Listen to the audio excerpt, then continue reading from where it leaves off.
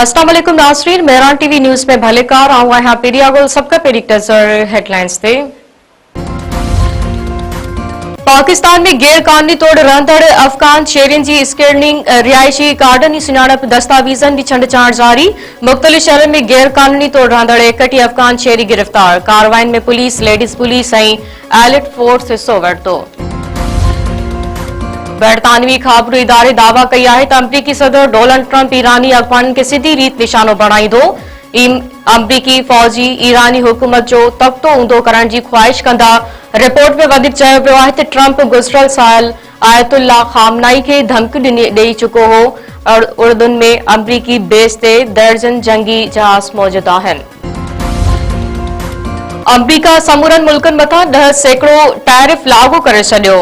अदालती हुकुम बाद अमरीकी सदर नए एग्जीक्यूटिव ऑर्डर ते सही करे छॾी। 5 महीननि ताईं अमरीका इम्पोर्ट थींदड़ शयुनि मथां 10% ड्यूटी लागू हूंदी।